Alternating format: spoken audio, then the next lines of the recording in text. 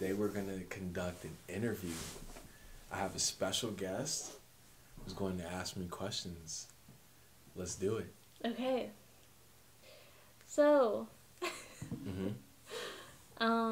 what first created your interest in becoming a comedian?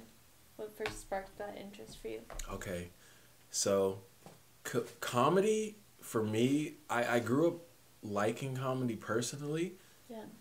Dave Chappelle, Kevin Hart, Cat Williams, those are the type of people that got me excited about comedy. But when I got the confidence to get on stage and actually express myself, that came from karaoke.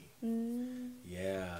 Yeah, me and karaoke have a long relationship. That's when I learned how to be vulnerable on stage and kind of take on the moniker of the singer and express their song through me personally. So that kind of gave me the confidence to kind of jump into the lane of comedy because I started getting comfortable being vulnerable on stage. What made you not just want to become pursue music? What what I mean? So I grew up doing music in the MySpace era prior to Instagram and all that shit. Me and my homies, we would do music on MySpace, and so that was something that I did heavily. But I got into a relationship, and that kind of deterred me from being. I felt like being a rapper, or that's what I was doing. Okay. I felt like you had to be single and kind of toxic. I feel like a part of toxic masculinity and rapping coincided. So I feel like as soon as I got into a relationship where I was monogamous, I couldn't be a successful rapper. Okay. Which may have been not the right idea, but that's what kind of stopped me from doing rapping personally. Okay. Yeah. Yeah. Yeah. Have you considered at all pursuing that again, or do you feel like you're content now with just focusing on comedy instead? So I actually have been thinking about music a lot. So that's actually a really good question that you asked.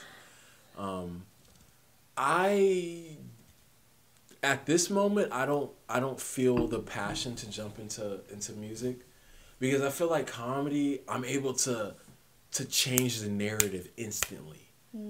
For music, I feel like I could put out a song and it could be a hit, but that dates me, I'm 28 right now, but let's say I put out a hit when I was 27 and I was thinking toxically, right?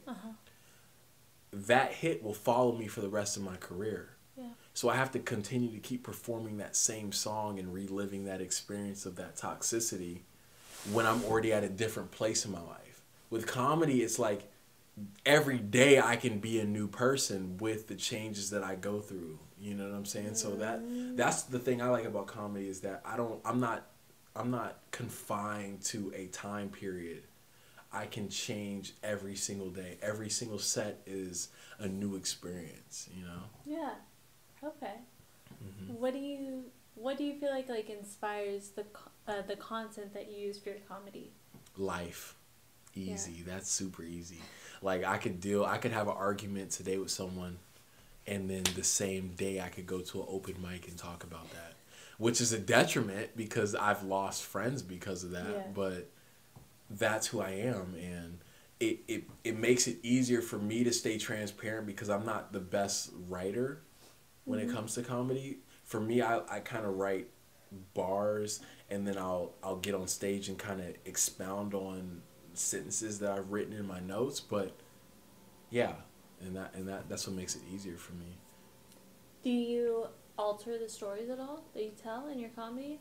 As far as taking it from a fact to a fiction? Yeah, at all. Do you keep it 100% the true real story, or do you embellish? I've always wondered this. That's a good question. When I see comedy on stage, I'm like, was that the real? You know what I mean? No, that's a really good question. Yeah. So for me, at this point in my life, I've been telling the truth so far, which I don't know if that's a good thing because I'm losing relationships because I'm telling the truth. People have looked at my comedy and they've gotten triggered because I've involved them. Yeah. Even if I don't name them personally. Yeah. They feel like, wow, how dare you use a real situation that involved me even though you didn't name me, I felt like you named me because it was so personal to what we shared. So, yeah, I've so far been using my real life, and I don't know if that is going to be a detriment or what leads me to success, but it's easier to remember because I'm not the best writer. So for me, when I'm using my real life, that's kind of like a crutch because instead of like remembering script, remembering my real life is so much easier because I actually live that. That's easy to go through. Yeah. Do you have limits on what you will mention in your comedy in terms of your real life? Absolutely. Okay. Absolutely. So so for limits for me are anything that's incriminating. Okay. Anything that gives a direct location on where I'm at.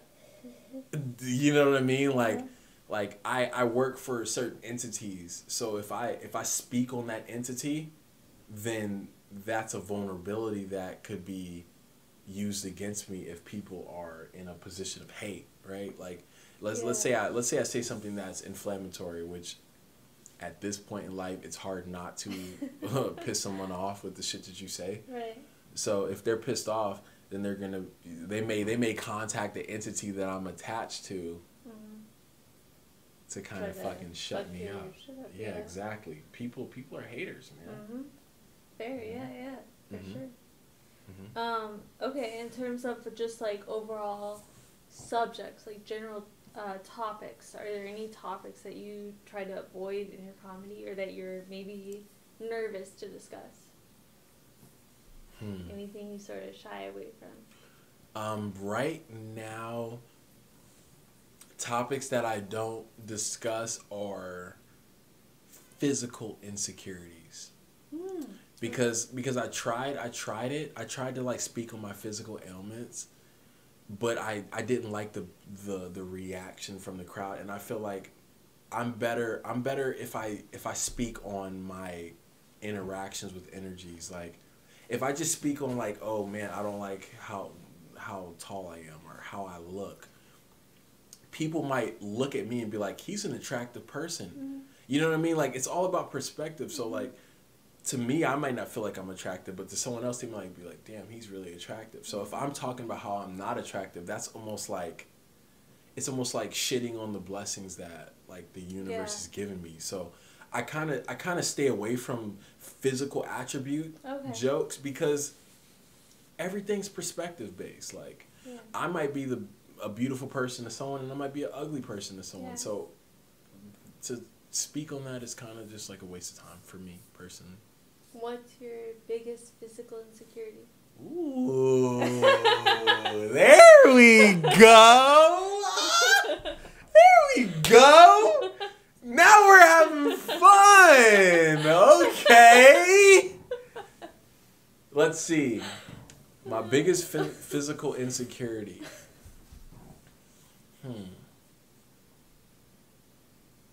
I would probably say I like you. You're a good interviewer. You know that? Thank you.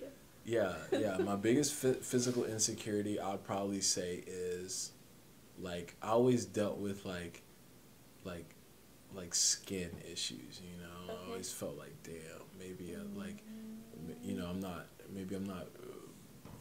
blemishes. You know, flaws, like shit like that. So for me, it's just like I try to stay away from that because I don't want to shit on people who are worse than me, you know, but at the same time I do deal with that. I do feel like, damn, I'm not attractive enough.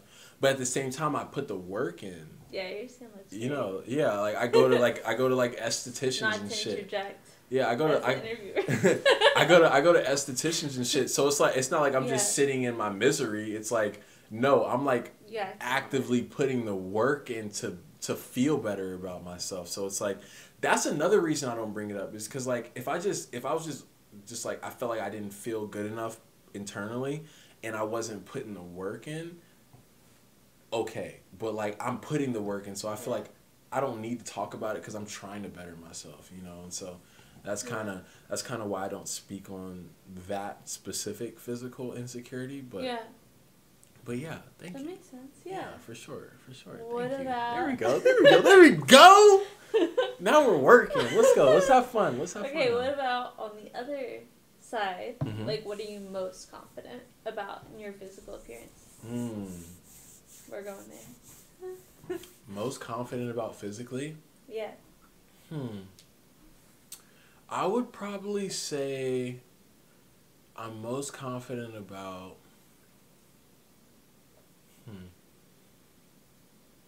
It's all weird. Like, I mean, my teeth are straight. Like, fucking... Yeah, you do have nice teeth. I got work out. Like, yeah. you know, like the basic shit. Mm-hmm. I guess that would be my most confident, but... Yeah. Yeah. Okay. Most confident. Okay.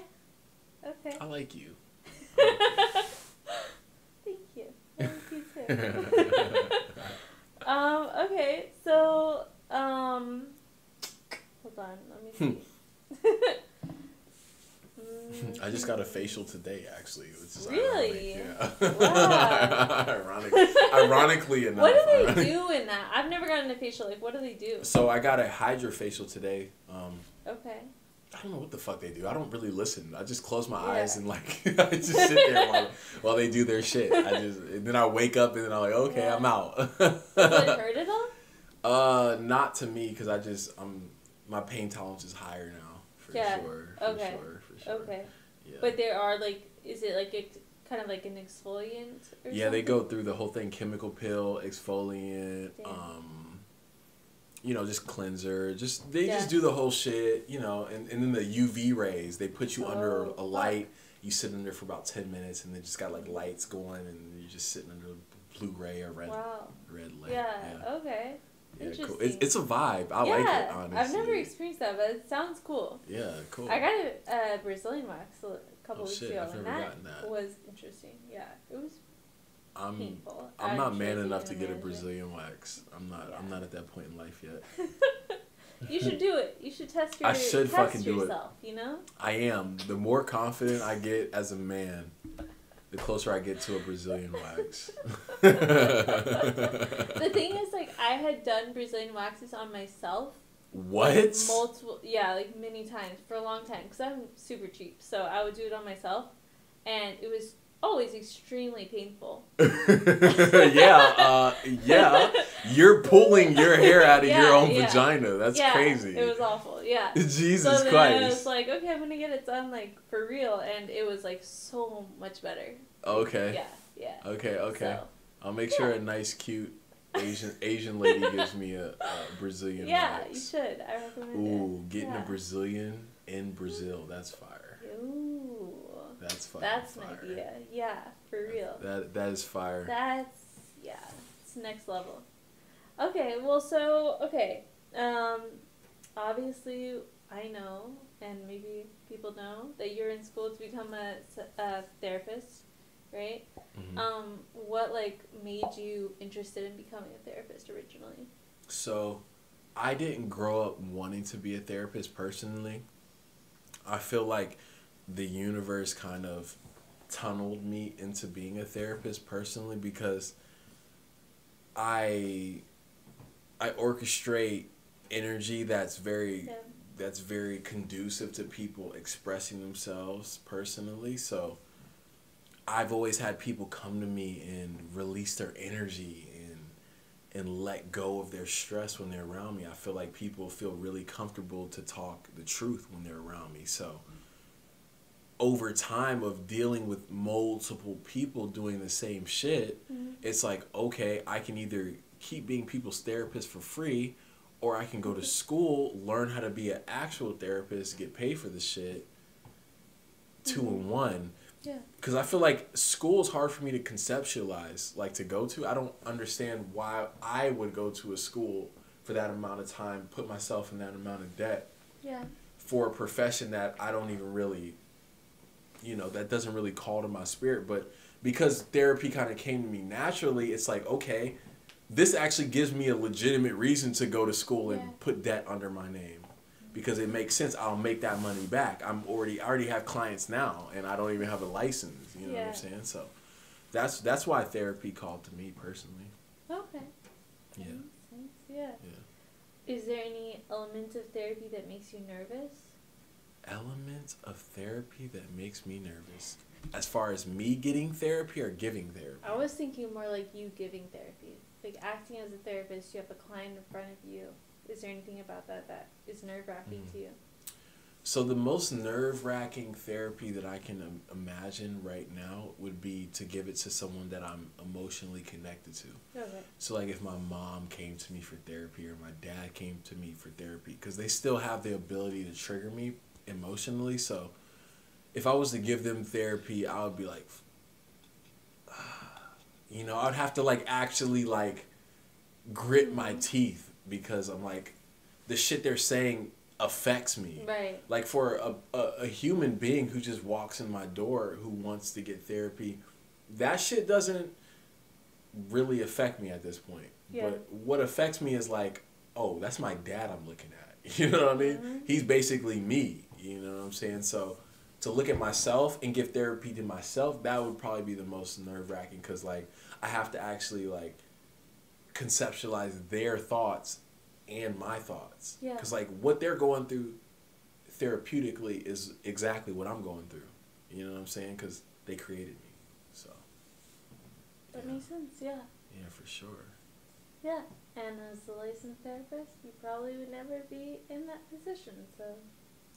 Maybe, yeah. I have a theory though, because if I do therapy, when I become a therapist, I feel like there's companies that have their own, you know, their own idea of how they want their therapist to conduct therapy, right? Mm-hmm. So I came to the conclusion, like, if all these companies don't have a certain vision that aligns with mine, then I'll just get a PhD and work for myself. Okay. You know what I mean? Under the table therapy. Yeah. Because I don't want to have to kind of like align myself with a vision that I don't agree with. You want to be more independent. Right. So I'm always open to that as well. Yeah. Mm-hmm. That makes sense. Makes sense to me. Okay. So I know you've been taking like a lot of psychology classes lately. Mm-hmm. What topic to you like most stands out that you've been like super interested in, would you say? Okay. For me is mindfulness. Okay. Like to be present in the moment is probably one of the hardest things human beings can do, and it's not getting any easier. Yeah. I feel like it was very easy earlier in civilization, but as more technology comes into play, as we have to account for other people's opinions so much more now. Yeah. So it's harder to be present because you're always thinking about the past, or you're thinking about the future. You're thinking about how you're being perceived or how you were perceived. Yeah. Versus just existing. And so mindfulness is like what I focus on every single day. Is like, how can I just block the entire world out and exist in this world without like negativity pulling me down, or just anyone's ideas pulling me down, you know? Okay, yeah. So you're saying like living in the moment, basically. Yeah, I that's all I think about. All I think about is how can I live in the moment?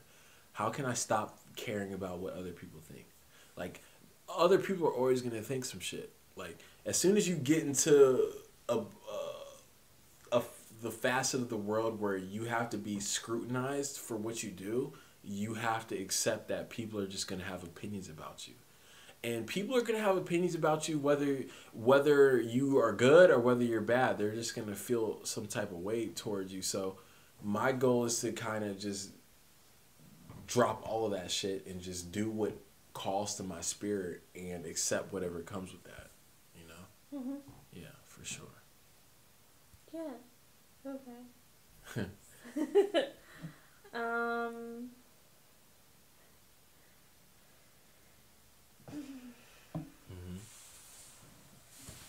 What would you say has been like the hardest moment in your life so far?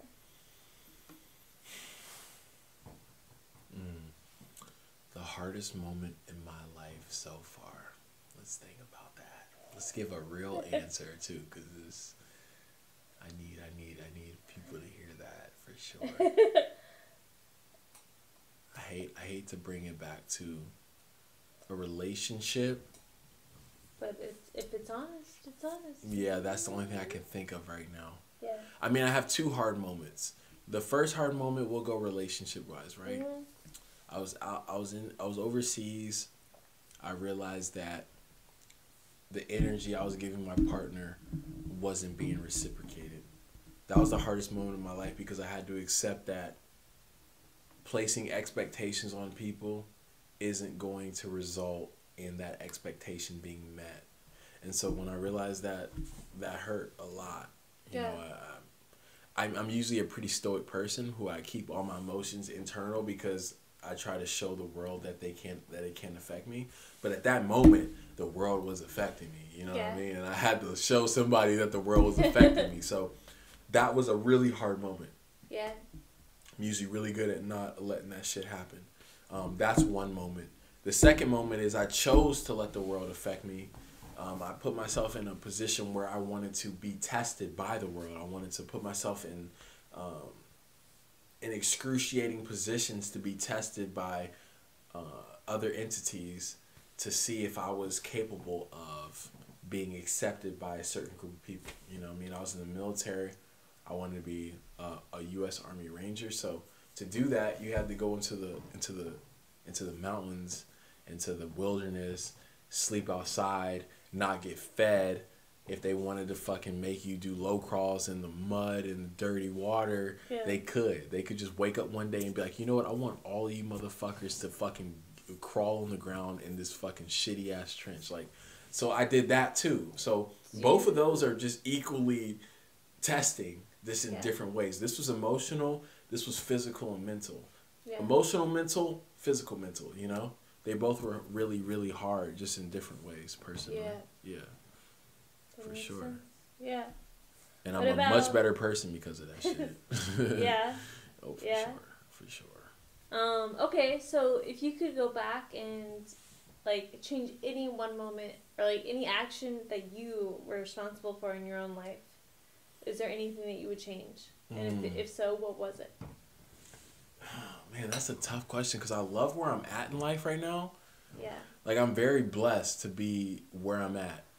So, in high school, I was very lazy. Mm-hmm. I love basketball. I love the sport of basketball. Yeah. But I never put 100% effort into it. Okay. I always wanted to hang out with my friends after school and just get into bullshit instead of focusing in the gym, working out every day. Like, I didn't accept working out 6 days a week until I was like 22. You know what I'm saying? Like, if I would have accepted that when I was 14, I probably wouldn't even be here right now. We wouldn't even be conducting this interview if I would have accepted that right at that point in life. You know what I'm saying? So for me, maybe that. Yeah. But at the same time, there's a beauty in life where it's like you go through the bullshit, you look at your shortcomings, take you to a stage in life that you would have never gotten to if it wasn't for those shortcomings, right? So you wouldn't change anything? Or you're not sure? I wouldn't change anything. Okay. I wouldn't change anything. That's me being like fully transparent. Okay, Yeah. I love where I'm at right now. Yeah. You know? Yeah. Yeah. You're happy? Yeah. I'm as happy as I can be. I don't know what happy is as a human, right? Because I'm smart. I'm woke, if whatever that fucking means. Like, I'm woke to the world, and I understand that a part of this shit doesn't make any sense. But I'm happy because I have shit. Mm-hmm. I'm not needing for shit. I don't need to live with my mom for survival. Mm-hmm. I don't need to ask my mom for shit. Mm-hmm. Like, I can send her some shit, honestly. We could go on some trips. I could finance that shit. You know what I'm saying? Like, all that shit, you know, I don't like to put happiness around financial, but, like, you know, security of sustainability provides, you know, happiness with me. And then happy creating. All that shit makes me happy, personally. So, you wake up on the average day of the week and you feel happy? Mm-hmm. I do. Yeah. Yeah, I've loved and I've lost, but I think it was all part of the process. So Okay. ultimately, I feel happy. Yeah, Nice. absolutely. That's good. Mm-hmm. All right. What do you think? So you're in front of like a lot of people on a regular basis, obviously in your comedy. And what do you think like most people's perception of you is? And do you feel that it's accurate? What is my perception? If I had to assume what people think of me when they look at me, I don't know what people think when they look at me. I think they look at, okay, I'll take that back. I think when people look at me, they think that like I can't be touched. I think they feel that I can't be penetrated. That I have this layer of love and protection that goes out into the world, and I can't be fazed by anything.